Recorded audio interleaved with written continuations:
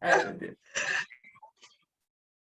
Minha nossa, o que que é isso que ele tá falando comigo? O Zoom É aqui, o nunca meu. falou Tá comigo. sendo gravada. Deixa eu- É isso. Ah, tá. É que a gente se Mas e se comprometeu. cair e a gente estiver falando, só pra saber? Não, aí Né? volta. Mesmo Ah, É, isso. daí. Aí ela entra de novo, a Fabiana. aí entendi. Entendeu, Babi? A gente não usa o Zoom. É, então eu Ah, vou é? usar o Google Meet, Não, a gente mas usa o Google Meet. Funciona bem? Aham, eu acho melhor. é. Jura? Mais fácil. Não sei mexer muito aqui, não. Ah, tá, mexer, eu também não sei não, só fico olhando para vocês, escutando e falando quando dá. Eu vejo Então, um microfoninho aqui. eu acho assim, nós estamos em 8, tá? A gente podia começar, porque como o tempo é restrito, as mães já sabem, né? Que o nosso tempo é bem curto. Uhum. Então, vamos começar e quem for entrando, tá? Já tem mais gente que entrou agora, para não se estender muito, né? Uhum. Certo? Certo, então. Iniciamos então, em nome do Pai, do Filho e do Espírito Santo. Amém. Sejam todas bem-vindas, mães, para essa nossa reunião online, que se Deus quiser, em breve estaremos presencial, em nome de Jesus. Vamos pedir nesse momento, nós podemos abaixar um pouquinho as nossas cabeças e nesse momento pedir para que o Espírito Santo nos conduza, que ele acalme o nosso coração, a nossa mente, que ele desacelere agora aquilo que aqui dentro está acelerado e que eu possa estar agora de coração aberto, voltada somente para essa reunião, para aquilo que o Senhor tem para dizer para mim. Nós começamos essa reunião consagrando todo o nosso ser, a nossa mãe, pegando em suas mãos e para que ela esteja de mãos dadas durante essa reunião, nos ajudando a nos abrir para a graça de Deus. Ó minha Senhora, ó minha Mãe, eu me ofereço toda vós, e em prova da minha devoção para convosco, eu vos consagro nessa noite os meus olhos, os meus ouvidos, a minha boca, o meu coração e inteiramente todo o meu ser, porque assim sou vossa incomparável Mãe. Guardai-me e defendei-me como coisa e propriedade vossa. Amém. Que Nossa Senhora esteja com cada uma de nós nessa reunião, intercedendo necessidade, tudo que vai ser falado, e que o Espírito Santo, nesse momento, acalme os nossos corações. Nós temos hoje, mães, a graça de termos uma Jufém em nosso.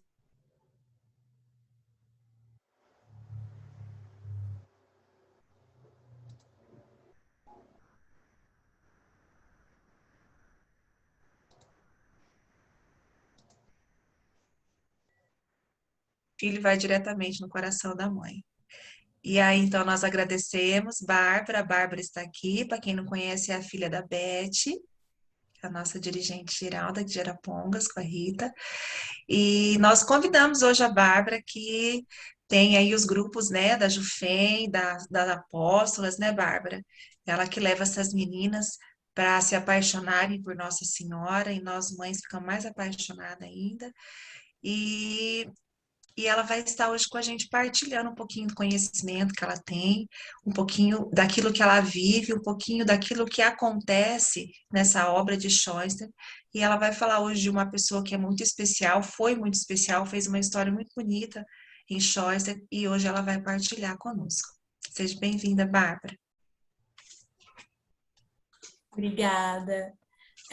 Tô com um pouco de vergonha, porque eu nunca falei pra gente mais velha. Sempre falei pra criança, então eu tenho mais facilidade. Nunca falei pra mulheres mais velhas que eu. Mas eu vou tentar falar um pouco e resumir um pouco, né? Hoje eu vou falar sobre um herói de Schansta. O nome dele é José Englin. E ele é um menino, né? E o que é herói de Shansta, né? Não sei se vocês sabem o que é isso, mas é como se fosse um santo no nosso movimento, que alcançou um grau de santidade e seguiu, né, os ensinamentos de Shansta em um nível assim muito sério e tipo, ele é um herói mesmo, foi grandioso, assim, e é um exemplo para a gente hoje. Muitos deles estão em processo de canonização, santificação e, enfim, o José Englin é um deles. Então, eu vou contar um pouco sobre a história do José Englin e por que ele é considerado um herói de Xanxa, né? O que ele fez para ser considerado um herói e um exemplo para a gente. O José Englin, ele nasceu lá na Alemanha, e a família dele, então, era bem religiosa, principalmente a mãe dele. Ela sempre rezava o terço, gostava muito de rezar o terço, e ele morava em um campo, em uma fazenda, assim, mais distante da cidade mesmo. E ele sempre ajudou o pai e a mãe dele, desde pequeno, a trabalhar nesse campo e tudo mais. Ele tinha alguns irmãos, mas dizem que ele era o queridinho da mãe dele. Por quê? Porque desde pequeno ele se interessou, né, pela igreja, assim como a mãe, e ele tinha alguns probleminhas. Que probleminhas? Ele tinha alguns problemas na fala. Eu não lembro ao certo o que era, mas na fono mesmo, ele não falava muito bem. Tinha alguns problemas no andar, ele andava meio esquisito, também não lembro que jeito que era, mas enfim. E ele não era nada bonito, ele era bem feio. E então por isso a mãe dele dava bastante atenção para ele. E falavam então que ele era o queridinho da mãe dele. E o que mais me impressiona nele, né, por conta desses problemas e por conta dele, de toda essa história, né, tinha tudo para viver na sombra, sabe? Ele tinha tudo para ser um menino tímido, para ser um menino melancólico, para ser um menininho dodói, sabe? Que fica na dele, que não interage, que não vai para frente. Mas ele era totalmente o contrário disso. O José Englin era um menino que, desde pequeno, ele aspirou à santidade. Desde pequeno, ele queria ser santo e colocou isso na cabeça dele. Então, imagina, uma criança falar que quer ser santa, para mim é uau! E e assim, ele era muito líder, ele era muito serviçal, ele sempre queria ser o primeiro, ele era muito determinado, focado, e ele sempre colocou na cabeça dele que ele não queria pecar. E qualquer pecado, o mínimo que fosse, já estaria ofendendo o coração de Deus. Então, ele tinha isso muito forte com ele. E então, desde pequeno, ele queria ser santo, mesmo tendo tudo para viver na sombra. E isso é o que mais me impressiona e mais me encanta nele, né? Dele ter esses problemas, de ser o queridinho, né? Morar afastado. Então, ele tinha tudo para ser excluidinho, sabe? Mas não, ele era totalmente contrário, super líder, super para frente. Ele encantava todo mundo com o jeitinho dele. E isso era muito bonito. E assim, ele então desde pequeno ele queria ser santo e desde pequeno ele quis ser padre. Na primeira comunhão dele, ele teve essa vontade muito forte de querer ser padre. E então, depois da primeira comunhão, que ele decide que quer ser padre, mais para frente ele entra num seminário, que é o Seminário Palotino. E no Seminário Palotino, lá na Alemanha, ele conhece o Padre Kentenich, que vocês sabem, eu acho. Vocês sabem? Então, assim, que fundou o Shansta. Então tá. Só para eu me contextualizar, que vocês sabem ou não. E lá no seminário, o Padre Kentenich era o professor de alemão e latim dele. Então, o Padre Kentenich já era padre e dava aula de latim e alemão para o José Englin. E depois o Padre Kentenich vira o diretor espiritual dele. O diretor espiritual é alguém que vai auxiliar os meninos, vai aconselhar, vai conversar com eles. E quando ele vira diretor espiritual do José Englin, ele cria uma intimidade muito forte com o Padre Kentenich. Eles viram grandes amigos e o Padre Kentenich passa a ser alguém de muita inspiração para ele. E eles também acham muitas coisas em comum, né, deles. Quando a gente admira alguém, a gente gosta de ter coisas em comum com a pessoa. E uma coisa que ele tinha em comum com o Padre Kentenich era o amor a Maria. José Englin, assim, desde pequeno, rezava muito o terço e ele sempre teve um carinho muito especial com Nossa Senhora. Ele tinha um diário que ele contava o dia dele todos os dias para Maria. E esse diário tem até hoje, né? Que tem o livro chamado Herói de Duas Espadas. E lá tem vários e vários trechos desse diário, e é muito importante, é muito bonito que ele escreve todos os dias. Então, ele encontrou com o Padre Kentenich essa semelhança de amor a Maria, de intimidade, de gostar muito mesmo de Nossa Senhora.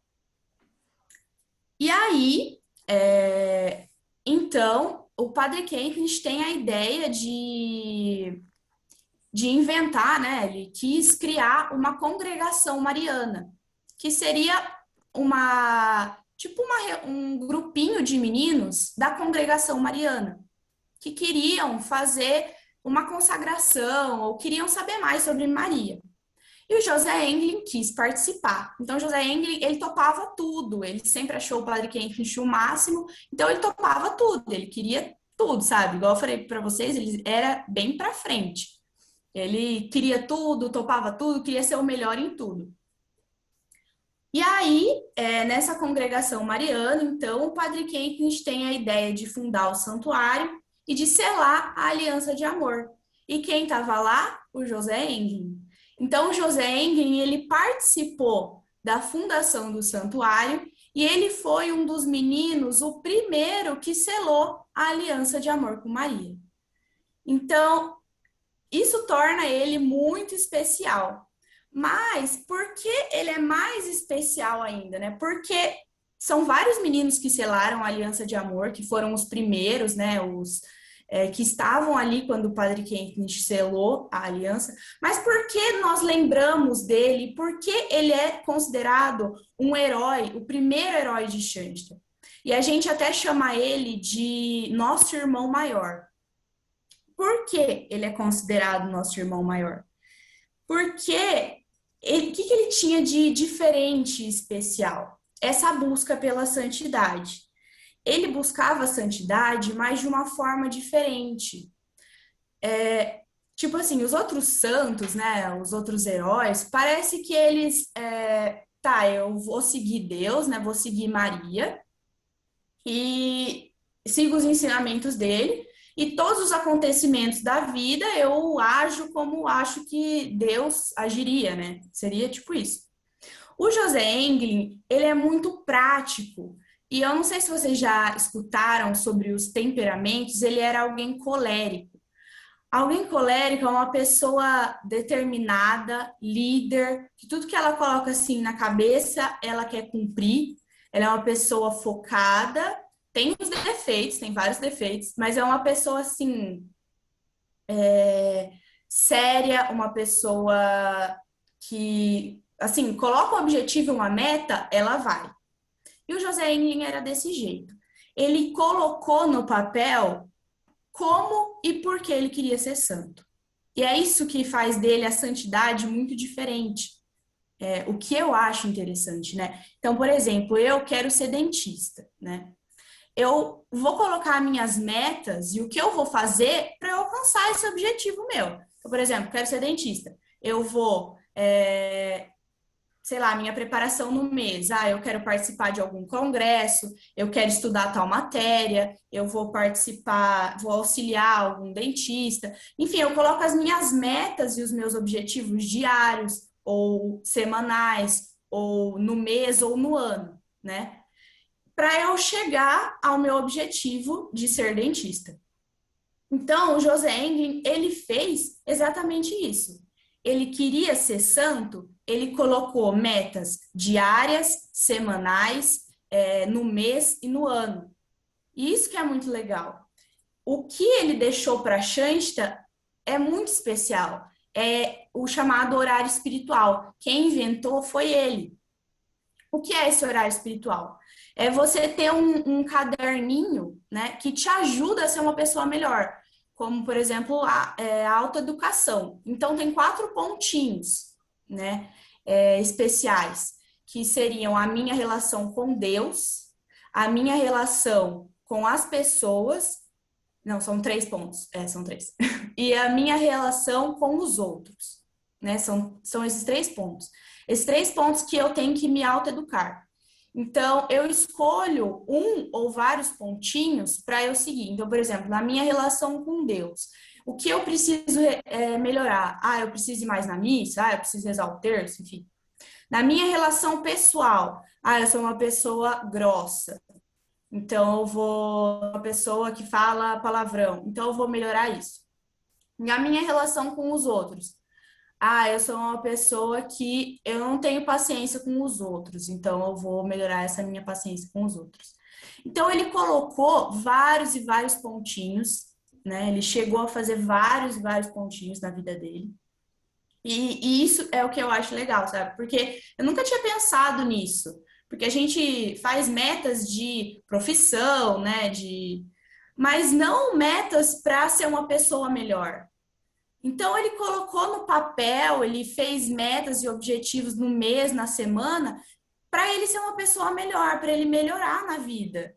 E isso é muito legal, porque a gente não para pensar nessas coisas, né? Então, o presente, o porquê ele é considerado nosso irmão maior, uma das coisas que ele nos deixou foi exatamente isso, o horário espiritual. Outra coisa que ele deixou pra gente foi as flores de maio. E o que seria isso? Então, em maio, eu não sei o que tem em maio, lá na Alemanha, eu não sei se é férias de inverno, férias de verão, não sei muito bem, mas era férias de alguma coisa ou algum feriado. E lá, no feriado, os seminaristas poderiam voltar para suas casas, para ver seus pais e tudo mais. Só que nesse feriado, nessas férias, o José Englin optou por não voltar para casa, por contas financeiras, também porque era muito distante da casa dele. Então, ele preferiu ficar lá sozinho no seminário. E aí, começou o mês de maio, durante esse tempo. E aí, ele teve a ideia, né, porque maio é o mês de Maria. E ele queria fazer alguma coisa para presentear Maria, porque era o mês dela. E aí ele teve a ideia de fazer essas flores de maio. E o que seriam essas flores de maio? Seria que ele queria que o coração dele fosse um jardim para entregar para Maria. E esse jardim, ele não podia dar um jardim com 1 ou 2 flores murchinhas. Não, ele tinha que dar um jardim recheado de flores bonitas e diferentes e tudo mais. Então, ele queria que que o coração dele fosse um jardim para ele entregar esse jardim, esse coração para Maria no mês de maio. E a ideia dele foi que cada flor, né, na verdade isso já existe, né, que cada flor tem um significado, por exemplo, a rosa é a flor do amor, o girassol é a flor da alegria. Então, que cada flor tinha um significado. E ele escolheu umas 5, 6 flores de significados. Então, a rosa é a flor do amor, o girassol é a flor da alegria, o lírio é a flor da pureza. Ele escolheu 5 flores lá, que eu me lembro, e com esses significados. E a cada flor, ele escolhia os capitais de graças de acordo com essa flor. Então, por exemplo, a flor do amor é a rosa. O que eu posso demonstrar de amor para Maria? Ah, eu vou rezar um terço. Ah, vou ir na missa. Ah, vou passar na imagem de Maria e falar que eu amo ela. Então, ele escolheu esses capitais de graças de cada flor, relacionado com o que ela significa, e quis entregar, então, no final do mês de maio, um coração cheio de flores. E eu acho que ele chegou a entregar para Maria muitas flores, tipo umas 900 e tantas flores. Ele tem anotado quantas flores ele entregou para Maria. E esse foi outro presente que ele deixou para a gente. Agora contando um pouco sobre o que aconteceu, né? Além do... ele entrou no seminário, e um tempo depois que ele entrou no seminário e que ele estava lá, então ele selou a aliança de amor, foi construído o santuário. Depois disso, começou a Primeira Guerra Mundial. E aí ele foi solicitado para virar soldado na Primeira Guerra Mundial pela Alemanha. E no começo ele não queria ir, ele ficou um pouco receoso, porque ele estava ali na busca de ser padre, né? E ia sair no meio para ir para a guerra, para lutar pela Alemanha. E ele não queria ir, ficou bem desanimado. E aí, conversando com o Padre Kempnis e com a Mãe de Deus também, ele se decide por ir. Porque ele pensa que, e acho que até pra gente, né, quando a gente está dentro da igreja, quando a gente está aqui na reunião, quando a gente tem um grupo da Liga das Mães, da Jufem, é muito mais fácil a gente ser pessoas boas, né? E porque as pessoas que estão ao nosso redor são pessoas que também estão na luta, né? Também querem os mesmos objetivos que a gente. Mas a partir do momento que a gente vai para o mundo, é muito mais difícil da gente seguir os nossos propósitos. E no campo de batalha para ele, né, ia ser também muito mais difícil ele seguir os propósitos, os pontinhos, fazer horário espiritual. Mas ele se decide que, por ser mais difícil, era um desafio para ele. José Engel gostava de desafios. E ele foi ser soldado. E aí, o Padre Kempis também sempre lembrou ele que o santuário não era só santuário físico que ele poderia visitar o próprio santuário coração dele, né? E ele poderia continuar com as metas e objetivos dele também na guerra. Igual a gente, né? A gente também tem que seguir as nossas metas e os nossos objetivos no nosso campo de batalha, que é no nosso dia a dia. O meu na faculdade, com os meus amigos, no vôlei, de vocês no trabalho, onde quer que vocês vão. Enfim. E aí, chegando lá na guerra, então ele continua com um horário espiritual, entregando muitos e muitos capitais de graças, só que foi muito mais difícil para ele, porque lá ele não tinha missa, lá ele não tinha santuário, lá ele não tinha pessoas que ajudavam ele, e lá tinha outros soldados. Os outros soldados, assim, zombavam muito dele.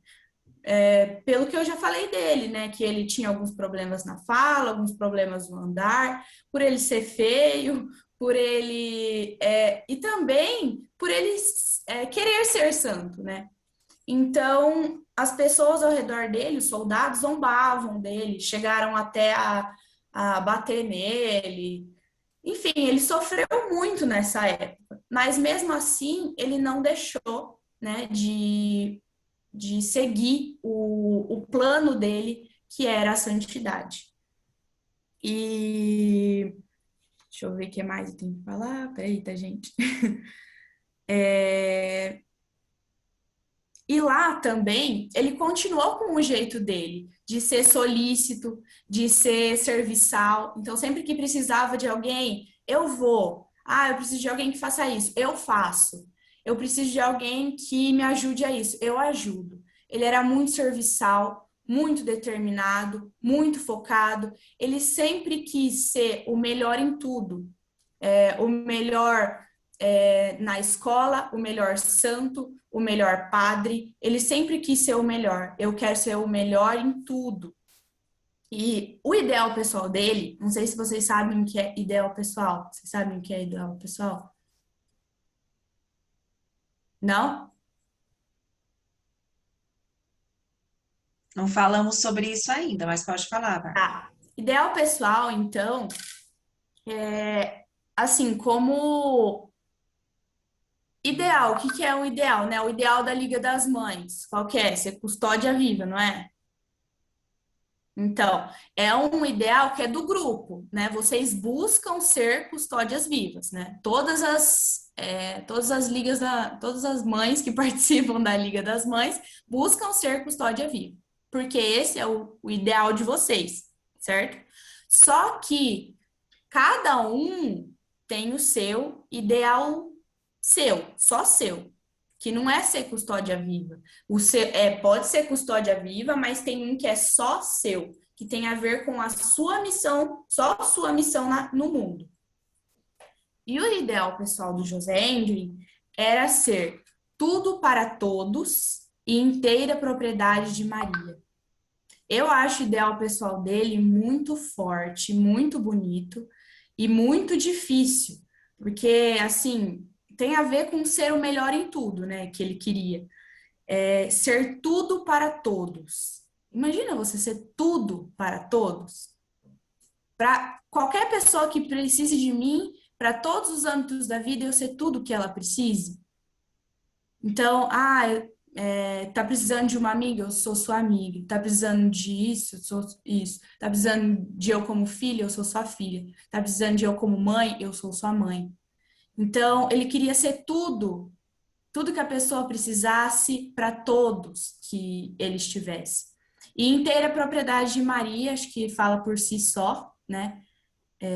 Ser todo de Maria. Então, acho o ideal pessoal dele muito forte. E assim, o que mais me impressiona no José Englin é justamente isso, dele ser um cara que podia ser muito dodóizinho, machucadinho, aquele cara que ninguém tem expectativas, sabe?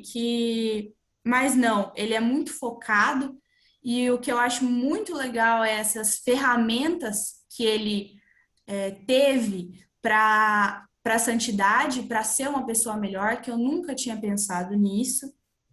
Ele não desiste, né? Ele, particularmente, é o meu herói homem favorito de Shansta. Tem a minha heroína favorita, que é a Bárbara Cast, mas meu herói favorito é ele, porque eu me inspiro muito nele, principalmente por ele ter o mesmo temperamento que eu, de ser colérica.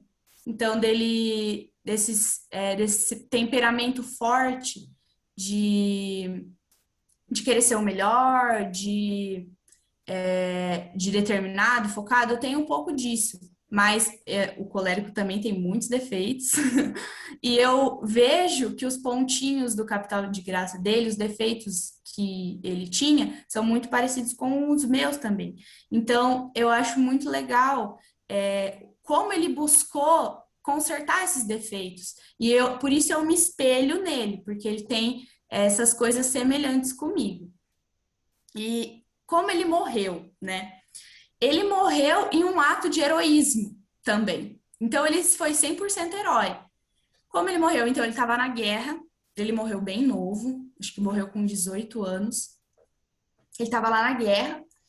E, como sempre, muito solícito. Por quê? Lá, então, ele estava num lugar e as pessoas precisavam atravessar, ir a pé até um outro lugar para buscar batata para eles jantarem. E aí os soldados-chefes escolheram pessoas para ir atravessar para pegar essas batatas para eles jantarem. E o José Englin não foi solicitado outros rapazes.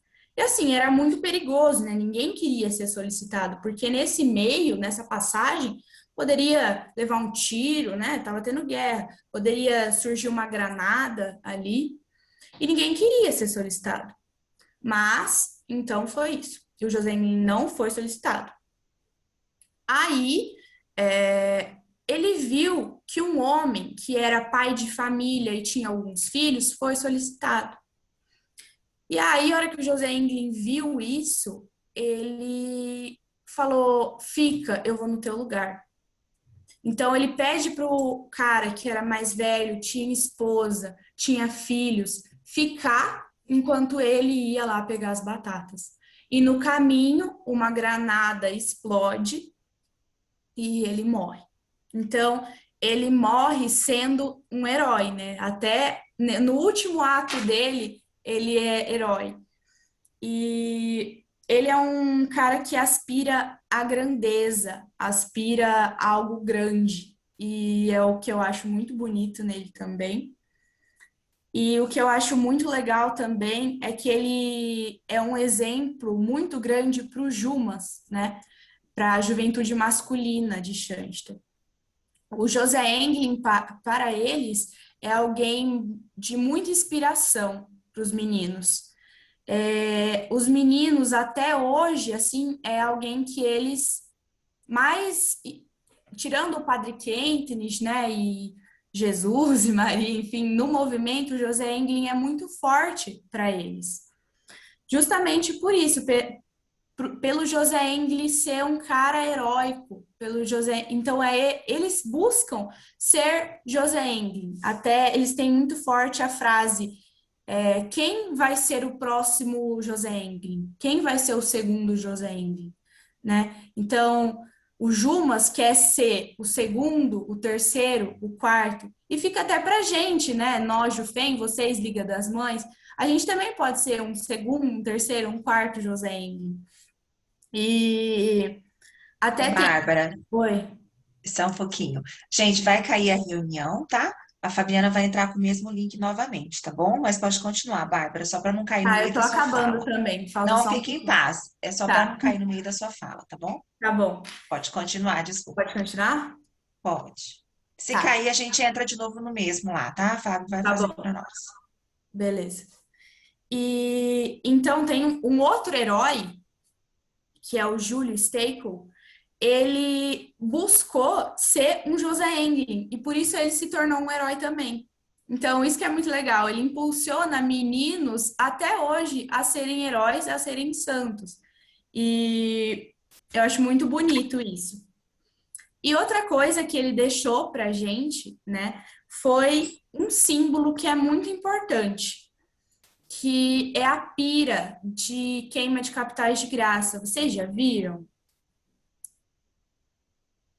Eu não sei se as meninas já foram em Elas já Londrina. Quem já foram em foi em São Paulo? Londrina, acho que já viu, né? Quem foi em Londrina viu. Se Mas não, pode qualquer coisa eu explicar. apresento a tela. Dá para apresentar a tela no Meet? Dá, né? Ou no Zoom? Acho. Eu Até dá, acho que dá. Bárbara, mas seria a minha tela. Então, eu tenho Ah, a pira aqui. Eu vou copiar, entendi. qualquer Tá, coisa eu entendi. compartilho a tela aqui. Se você conseguir. Tá. Então, o José Englin, ele, depois que ele morre, o Jumas cria essa pira, que é em memória a ele. Então, a pira de capital de graça, o que seria? É um símbolo, né, que a gente queima os papeizinhos de capital de graça. E tem em todos os santuários, quase. Quem não tem, está conquistando ou vai conquistar mais para frente. E é nesse lugar que eles colocam todo dia 18, eles colocam os papéis de capital de graças e é queimado esse capital de graça. Então, é outro presente que o José Englin deixou para gente, né? Esse símbolo que é usado e muito forte até hoje. Até no símbolo do Jumas, tá? No símbolo do Jumas tem essa pira desenhada. E eu acho também que fica muito forte. E por que a pira, né? O símbolo dele? Porque de tantos capitais de graça que ele fez, de tantos pontinhos no horário espiritual, de tantas flores que ele entregou, eles quiseram fazer essa pira para recordar o José Englin mesmo. E o que fica legal também é que durante a gente está vivendo o isolamento, né? E que até mesmo o José Engel traz alguns ensinamentos do isolamento para a gente, porque nessa época que ele estava lá sozinho, sem ninguém, no seminário, ele fez as Flores de Maio. E durante a guerra, que ele não tinha contato, né, com a igreja, ele fazia ia para o seu santuário coração e rezava, e ele também fazia comunhão espiritual. Então, acho que também fica de ensinamento porque a gente está vivendo nos dias de hoje.